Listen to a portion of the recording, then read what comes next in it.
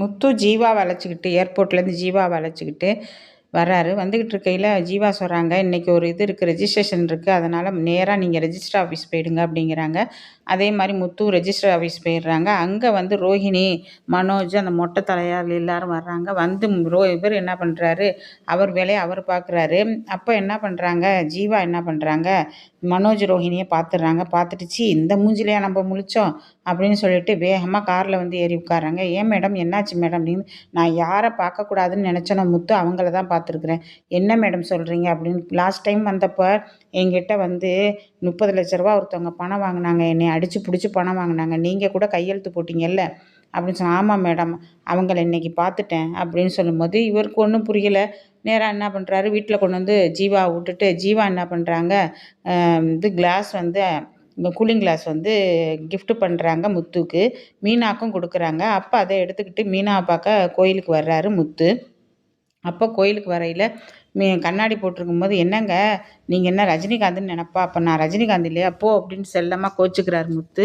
அப்போ இவங்க சொல்கிறாங்க, மீனா சொல்கிறாங்க, அதெல்லாம் இல்லைங்க சும்மா விளையாட்டுக்கு சொன்னேன் அப்படிங்கும்போது, உனக்கும் கொடுத்துருக்காங்க அப்படிங்கும்போது, யாருங்க கொடுத்தா, நான் கூட சொன்னேன்ல கனடாவிலேருந்து ஒரு மேடம் வந்திருக்காங்கன்ட்டு, அவங்க தான் கொடுத்தாங்க அப்படின்னு சொல்லிட்டு காட்டிகிட்டு இருக்கும்போது, அவங்க அதாவது அவங்க வந்து கிளாஸ் கொடுக்கும்போது செல்ஃபி எடுத்தப்போ அதையும் காமிக்கிறாரு முத்து, அவர் செல்ஃபோன்லேருந்து காமிக்கிறாரு.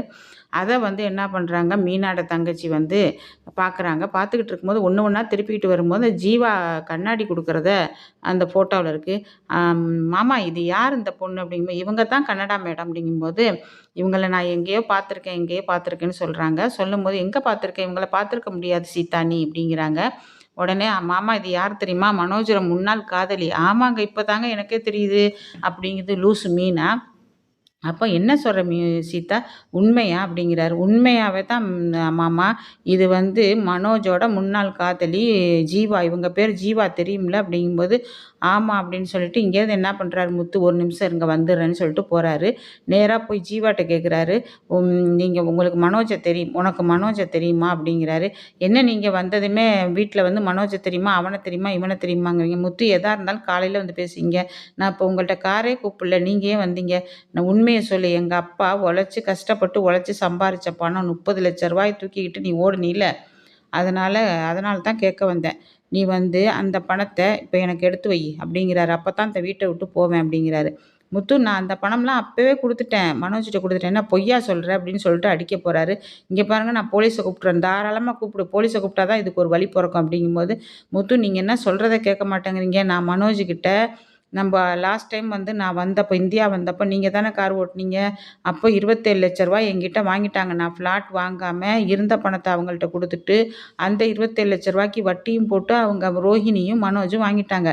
இது மனோஜ் கேட்கல, அந்த ரோஹிணி இருக்கால்ல அவள் தான் என்கிட்ட வாங்கினது. என்னை வந்து பிளாக் பண்ணதே அவள் பியூட்டி பார்லரை வச்சு தான் பிளாக் பண்ணா. நீங்கள் கொண்டு போய் பியூட்டி பார்லரில் விட்டீங்க தெரியுமா, அந்த பியூட்டி பார்லரை வச்சு தான் ரோஹிணி வந்து என்னை பிளாக் பண்ணா அப்படின்னு சொல்லி, என்ன இவ்வளவு நடந்திருக்கா அப்படிங்க. ஆமாம் இதை போய் உங்கள் வீட்டில் சொல்லுங்கள், நான் வாங்கிட்டேன், என்கிட்ட எல்லாத்துக்கும் ப்ரூஃப் இருக்குது, நான் பணத்தையும் கொடுத்துட்டேன், அவள்கிட்ட ரோஹிணிக்கிட்ட கொடுத்துட்டேன், மனோஜ்கிட்டையும் கொடுத்துட்டேன் அப்படின்னு. என்ன ப்ரூஃப் இருக்குது உங்கள்கிட்ட, பேங்க்லேருந்து ட்ரான்ஸ்ஃபர் பண்ணது, கையெழுத்து போட்டு வாங்கினது நீங்கள் தானே, எனக்கு வந்து எவிடன்ஸ், அதாவது சாட்சி கையெழுத்தே நீங்கள் தானேங்க போட்டீங்க அப்படின்னு. அப்போ அவர் அப்போ கையெழுத்து போட சொன்ன கான்ஸ்டபிள் வந்து என்னை உங்களுக்காகத்தானா, இதுக்காகத்தானா. ஆமாம் முத்து, நீங்கள் தான் ஏமாந்து போய் நிற்கிறீங்க, இதை வந்து என் வீட்டில் வந்து சொல்லு தயவு செஞ்சு அப்படி. எங்கள் வீட்டில் நம்ப மாட்டாங்க, நான் சொன்னேன், எங்கள் அம்மா எதை சொன்னாலும் மனோஜ் சொன்னால் தான் நம்புவாங்க, நான் சொன்னால் நம்ப மாட்டாங்க அப்படிங்க. நான் எதுக்கு வரணும், நான்லாம் வரமாட்டேன், நீங்கள் போய் சொல்லிங்க, தயவு செஞ்சு வந்து சொல்லு ஜீவா, உனக்கு சரி வராது அப்படிங்கிறார் முத்து.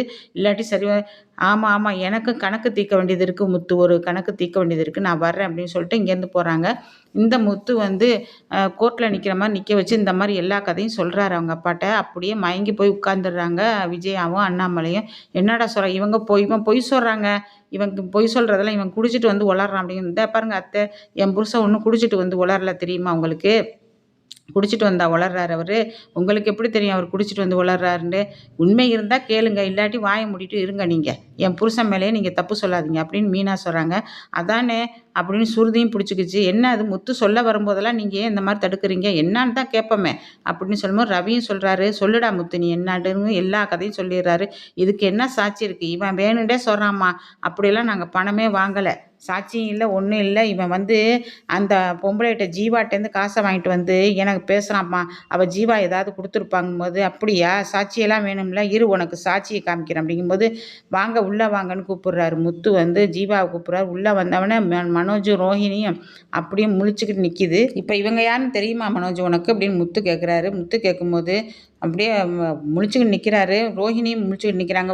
உங்களுக்கு பார்லரமா தெரியுமா இவங்கள அப்படிங்கும்போது ஒன்றுமே பதில் சொல்ல மாட்டேங்கிறாங்க. நீங்கள் சொல்லுங்கள் ஜீவா எல்லாம் என்ன நடந்ததுன்ட்டு அப்படின்ட்டு எல்லாத்தையும் ஜீவா வந்து எல்லாத்தையும் சொல்கிறாங்க. நான் போன தடவை கனடா வந்தப்போ எனக்கு முத்து தான் வந்து டிரைவிங்காக இருந்தார்.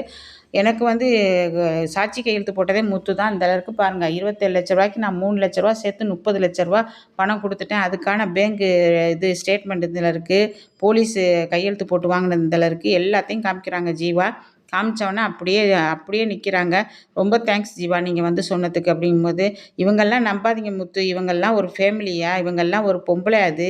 இது என்ன பண்ணுச்சு தெரியுமா, அங்கேயே வச்சு லாக் பண்ணுச்சு, பியூட்டி பார்லர்லேயே வச்சு. உனக்கு இது வேணும் இன்னும் வேணும்னு சொல்லிட்டு ஜாக்கிரதையாக இருங்க முத்து அப்படின்னு சொல்லிட்டு ஜீவா போயிடுறாங்க.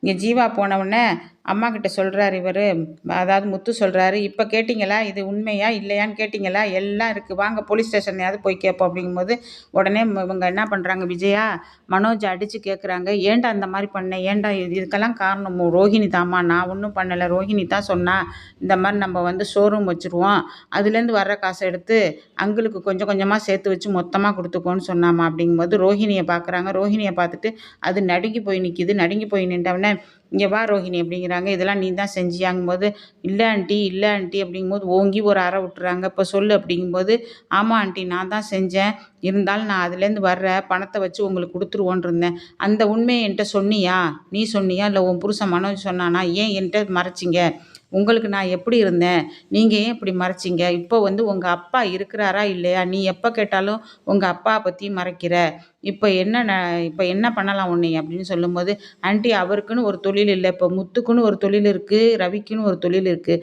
அவருக்குன்னு ஒரு தொழில் இல்லையில, அதனால தான் அந்த மாதிரி செஞ்சேன் அப்படின்னு ரோஹிணி சொன்னவொடனே இன்னும் கோவம் வந்து விஜயாவுக்கு இன்னும் அடிக்கிறாங்க. அடிக்கும்போது எது எது எது வந்து கேட்காம செய்வியா, எதாக இருந்தாலும் கேட்காம செய்வியா, இது என்ன உன் அப்பா விட்டு சொத்தா, எங்கள் சொத்து, ஏன் புருஷன் உழைச்சது சம்பாரிச்சது தெரியுமா உனக்கு அப்படிங்கிறாங்க. அப்படின்னு பேசிகிட்டு இருக்கும்போது அண்ணாமலை அப்படியே உட்காந்துருக்கிறாரு. விஜயா எப்போ பார்த்தாலும் சொல்லுவீல்ல என் புள்ள என் புள்ள என் புள்ளம்பியில், இப்போ உன் புள்ள செஞ்ச காரியத்தை பார்த்தியா விஜயா அப்படிங்கிறாரு. ஒன்றுமே சொல்ல முடியாமல் நிற்கிறாங்க. அப்போ ரோஹிணி மனோஜை பார்த்து கேட்குறாருல, பதில் சொல்லுங்க அப்படிங்கும்போது, பாத்தியா பாத்தியா விஜயா, உன் புள்ள செஞ்சதையும் உன் மருமக செஞ்சதையும், ஆனால் ரோஹிணி நீ இப்படி செய்வேன்னு எனக்கு வந்து கொஞ்சம் கூட இது இல்லைம்மா அப்படிங்கிறாரு அண்ணாமலை. என்கிட்ட ஒரு வார்த்தை சொல்லியிருக்கலாம்ல, பணம் வந்துருச்சு, நாங்கள் வந்து இந்த மாதிரி பண்ணிட்டோம், பிஸ்னஸ்க்கு போட்டோம்னு சொன்னால் நாங்கள் என்ன பண்ண போகிறோம் அப்படின்னு சொல்லும்போது அப்படியே அழுதுகிட்டே நிற்கிறாங்க ரோஹிணி. அப்போ வந்து சுருதி சொல்கிறாங்க, என்னங்க இவ்வளவு செஞ்சுட்டு அப்படியே கல் மாதிரி இருந்திருக்கிறீங்க இவ்வளவு நாளாக அப்படிங்கும்போது, மீனா எதுவுமே பேசலை, அப்படியே நிற்கிறாங்க மீனா.